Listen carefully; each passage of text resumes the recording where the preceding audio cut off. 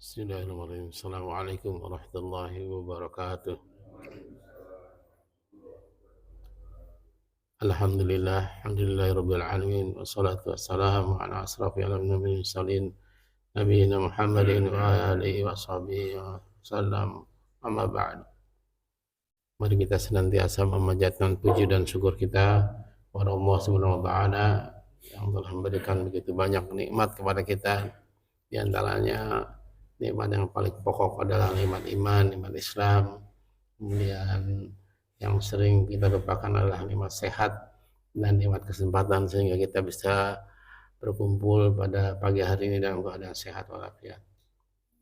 Salawat dan salam semoga tetap tercurah, terlimpahkan kepada junjungan kita, uswatun hasanah, manusia terbaik di muka bumi ini, yaitu Nabi Muhammad sallallahu alaihi wasallam beserta seluruh keluarga, sahabat dan umatnya yang insyaallah tetap istiqomah untuk melaksanakan syariat Islam sampai akhir zaman nanti. Jemaah salat subuh yang dimakan Allah Subhanahu wa taala, sebelum kita mulai kajian kita, baiknya kita berdoa kepada Allah Subhanahu wa taala untuk kedua orang tua kita yang telah mendahului kita, atau sanak famili kita, atau saudara-saudara kita, atau tetangga kita yang telah mendahului kita. Semoga Allah ampuni mereka dengan ampunan yang sebesar-besarnya, kemudian menempatkan mereka di sisi Allah Subhanahu wa taala sebagai tempat yang terbaik. Kemudian juga kepada dua orang tua kita atau saudara-saudara kita, sahabat kita yang masih hidup, semoga Allah berikan kepada mereka kesabaran dalam meniti hidup ini. Bagi mereka yang sedang sakit, semoga Allah segera sembuhkan penyakitnya. Bagi yang sedang merasa duka atau dalam keadaan yang kurang baik, maka semoga Allah berikan kepada mereka kesabaran, kebahagiaan kelak di akhir nanti. Untuk itu mari kita bacakan Ummul Quran Al-Fatihah. A'udzu billahi minasyaitonir rajim. Bismillahirrahmanirrahim. Alhamdulillahi rabbil alamin. Ar-Rahmanir Rahim. Maliki yaumiddin. Iyyaka na'budu wa iyyaka nasta'in. Ihdinas siratal mustaqim. Siratal ladzina an'amta 'alaihim ghairil maghdubi 'alaihim waladdallin. Amin. Pagi ini kita bahas mengenai merawat qalbun salim, merawat hati yang bersih. Nah, pada dasarnya setiap manusia itu sangat menyukai dan merindukan keindahan. Banyak orang yang menganggap bahwa keindahan adalah pangkal dari segala puji dan harga diri. Sehingga tidak mengherankan ketika banyak orang yang memburu kebahagiaan itu. Ada orang yang nekat pergi ke tempat yang berjarak ratusan bahkan ribuan kilometer semata-mata untuk mencari suasana pemandangan yang indah. Dan ada juga orang yang rela membuang waktu untuk berlatih, mengolah jasmani mereka melalui misalnya nge-gym ataupun olahraga-olahraga lainnya, yang karena mereka butuh pengakuan bahwa fisiknya itu menjadi indah. Dan tak sedikit juga orang yang berani membelanjakan uangnya berjuta-juta bahkan bermiliar mungkin karena hanya menginginkan perlunya rumah atau kendaraan yang mewah. Namun tak jarang kita menyaksikan bahwa betapa pakaian atau penampilan yang mahal dan indah, yang dalam istilah agim disebut casing, itu justru mendatangkan penghinaan. Begitu pula ada yang memiliki rumah megah dan mewah, tetapi hanya cibiran dan cacian yang diperoleh oleh mereka. Mengapa keindahan yang awalnya disangka akan mengangkat derajat kemuliaan malah sebaliknya? Rasulullah SAW pernah bersabda, ingatlah di dalam tubuh manusia itu ada segumpal daging. Nah, kalau segumpal daging itu baik, maka akan baiklah seluruh tubuhnya. Tetapi bila ia rusak, niscaya akan rusak pula seluruh tubuhnya. Segumpal daging itu adalah qalbu. Hadis riwayat Bukhari dan Muslim. Hati atau qalbu yang sebenarnya pangkal keindahan dan kemuliaan. Kunci keindahan yang sesungguhnya adalah kemampuan seseorang untuk merawat serta memperhatikan kecantikan dan keindahan hati, atau disebut dengan apa? Disebut dengan qalbun salim. Nah, setiap muslim tentunya harus memiliki qalbun salim dalam menjalani kehidupan sehari-hari agar senantiasa dekat dengan Allah Subhanahu wa taala. Namun apakah sebenarnya qalbun salim itu? Nah, qalbun salim ini berkaitan dengan hati. Hati adalah sebuah karunia Allah Subhanahu wa taala yang sangat-sangat mengagumkan. Nah, seseorang bisa membedakan hal yang baik dan buruk, hal yang terpuji atau tercela hanya dengan hatinya itu tadi. Hati tidak bisa dibohongi meskipun pikiran mungkin saja memaklumi sebuah kejahatan. Oleh karena itu, pelaku kriminal biasa dijuluki sebagai orang yang tidak punya hati. Istilah qalbun salim ini ternyata disebutkan dalam Al-Quran pada surat Asy-Syu'ara surat ke-26 ayat 89 yang berbunyi illa man atallahu biqalbin salim, kecuali orang-orang yang menghadap Allah dengan hati yang bersih. Nah, di dalam ayat tersebut qalbun salim adalah diartikan sebagai hati yang bersih. Sementara itu Imam Ghazali memahami qalbun salim adalah hati yang sehat. Hal ini sebagaimana dinukil dari buku Biarkan Hatimu Bicara karya Abu Aumil Al-Qumarsani. Banyak tafsiran mengenai pengertian qalbun salim itu.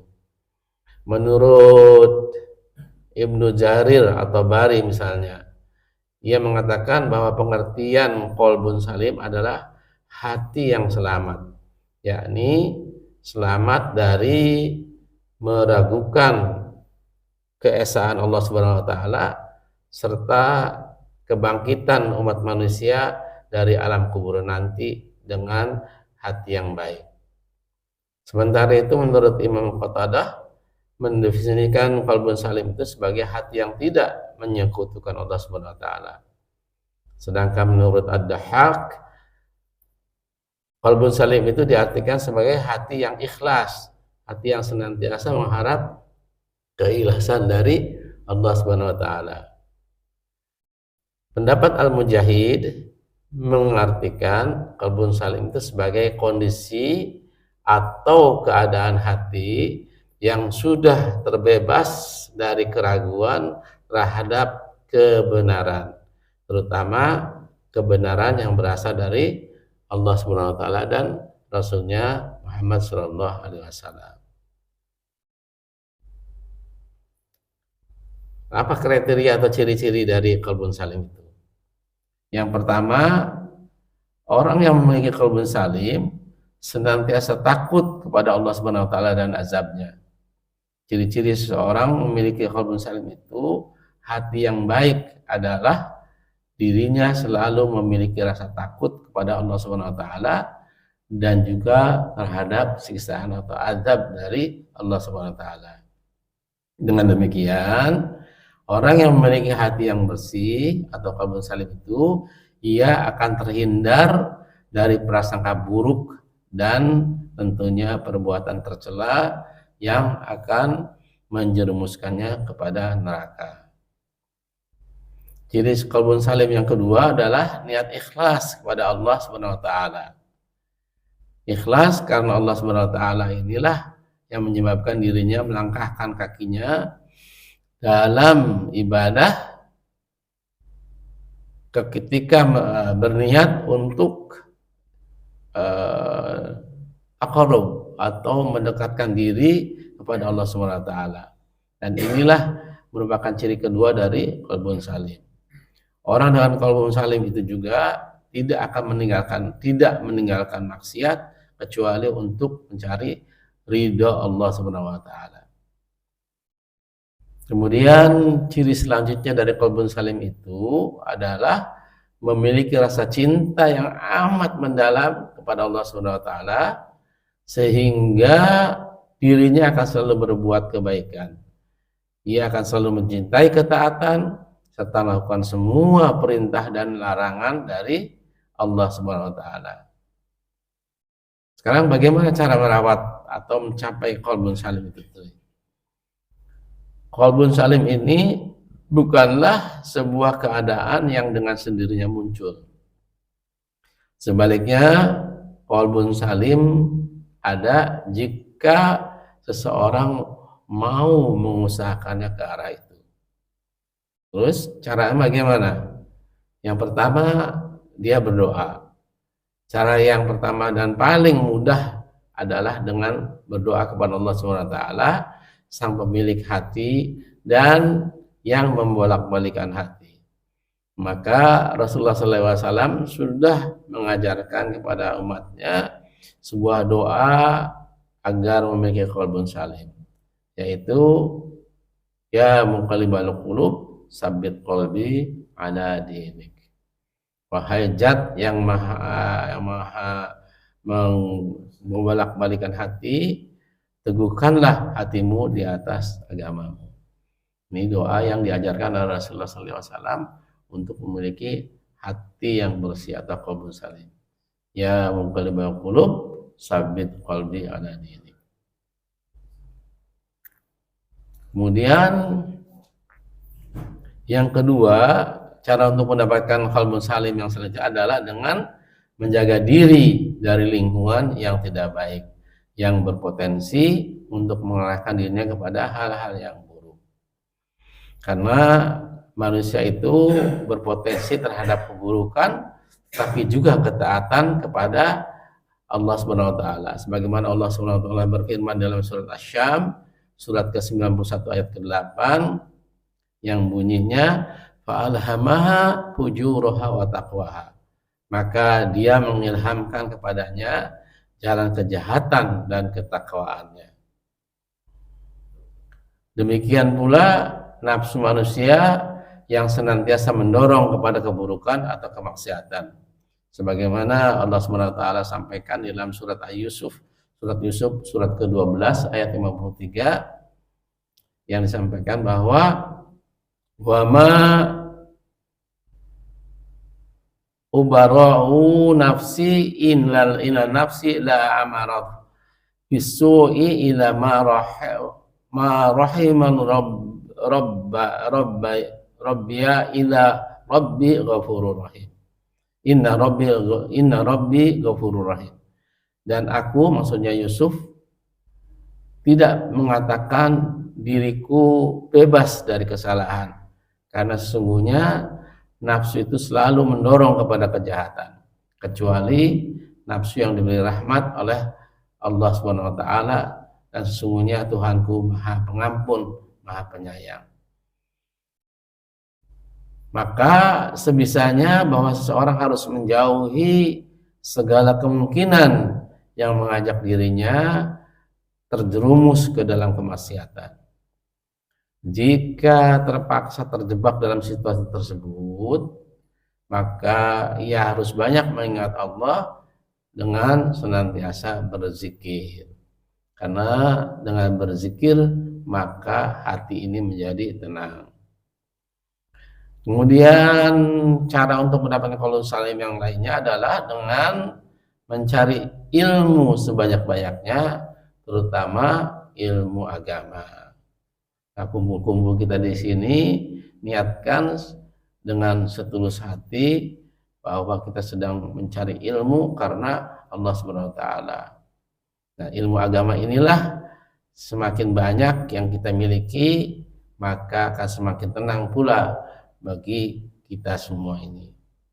Ilmu ini akan memudahkan hal yang sulit dan tidak mempersulit sesuatu yang mudah.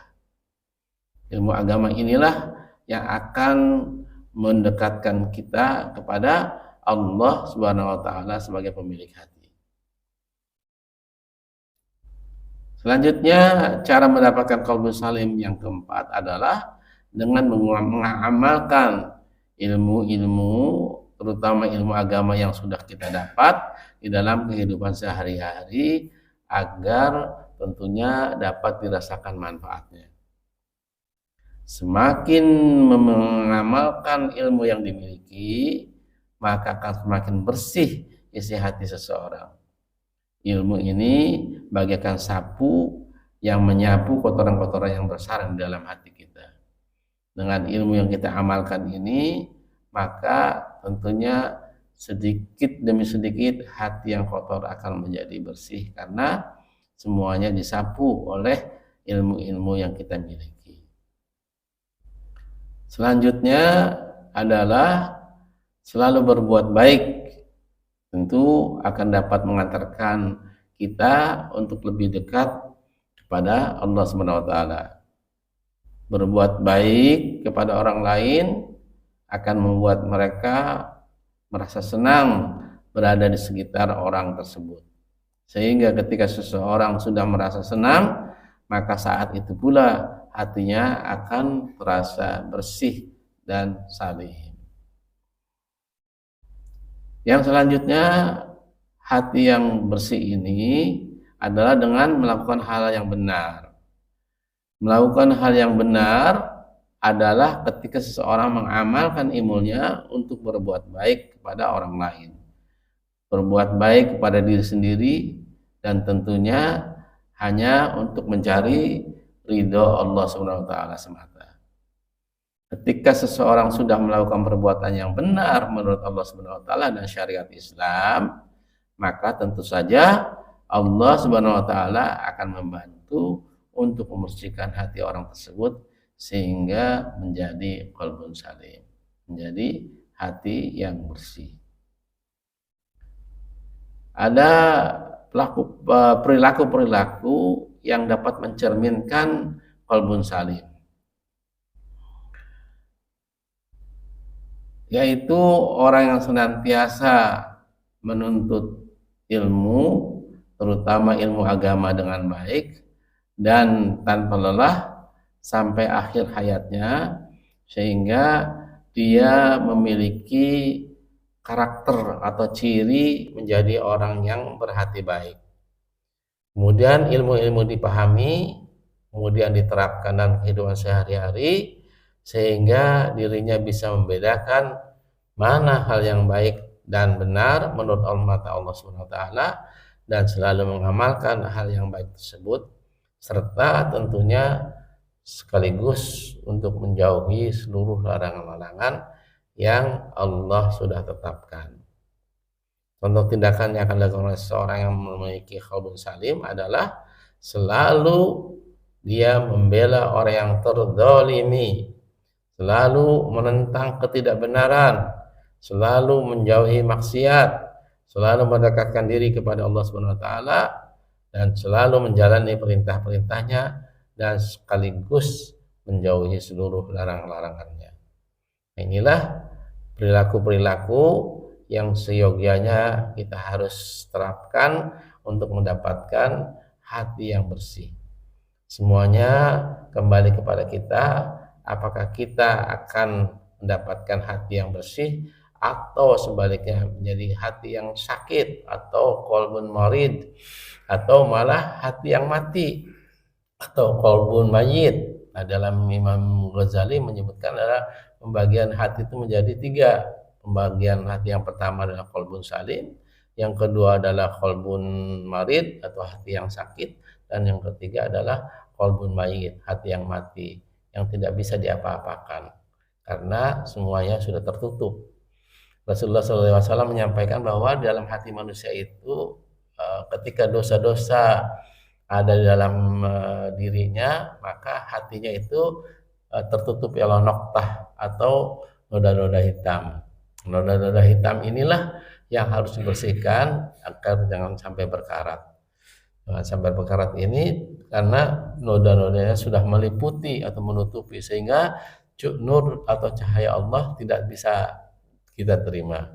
Orang yang sudah membiasakan dirinya dalam kubangan dosa-dosa tentunya tidak bisa membedakan lagi mana yang baik dan mana yang buruk, mana yang halal dan mana yang haram. Semuanya bahkan diterjang tanpa ampun.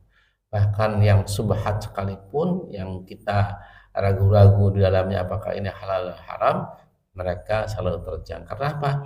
Karena hatinya sudah tertutupi. Oleh karena itu, mari kita senantiasa berzikir dengan zikir yang sudah diajarkan Allah oleh Rasulullah SAW, yaitu ya muqallibal qulub sabbit qalbi ala dinik. Semoga semua yang kita sampaikan pada pagi hari ini mendapatkan cahaya dari Allah Subhanahu wa taala sehingga kita memperoleh hati yang bersih, hati yang senantiasa mendapatkan cahaya dari Allah Subhanahu wa taala. Mungkin itu saja pagi-pagi hari ini, mudah-mudahan kita diberikan Allah Subhanahu wa taala sebuah hati yang senantiasa bersih, senantiasa mendapatkan cahaya dari Allah Subhanahu wa taala. Baik, sebelum ditutup, barangkali ada bahan yang mau didiskusikan, silakan. Pakar atau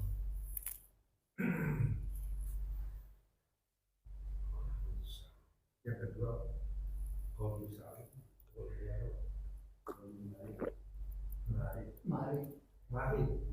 marid itu sakit. Iya, marid.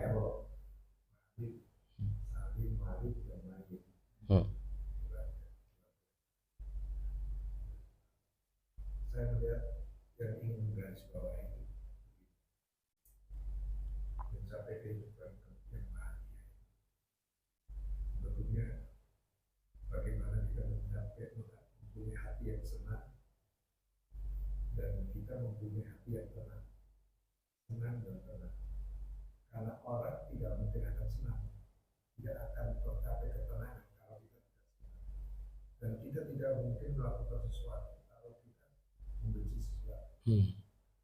Jadi ini penting dan ini bukan merupakan satu hal yang bisa kita raih dengan satu tindakan, tapi ada tahapan. Makanya keimanan itu adalah salah satu ibaratkan orang menaiki bukit. Jadi bukit itu ada tanjakan, ada penurunan, dan disitulah ada ritme, tapi berubah perjuangan dan sebuah proses untuk mencapai puncak sebuah perhatian atau peribadatan. Memang belajar terlalu mudah untuk mencapai kesenangan dan ketenangan. Kalau tanpa kita bisa nanti maka kemampuan untuk memahami apa yang dikehendaki Allah. Kita banyak belajar dari sekolah sahabat Rasulullah yang begitu memilih menjadi sahib dan dia pada kehidupan. Bagaimana menurut kita di Palestina, bagaimana hidup mulia dan Nabi Sahib itu menjadi kita mereka kecil diajarkan. Dan nampaknya itu nampak sekali ketika menghadapi mereka penderitaan yang luar biasa. Hanya sebentar saja sedih. Dan kemudian ceria lagi. Kita lihat wajah anak-anak Palestina yang kehilangan bapak, kehilangan ibu, kehilangan anaknya.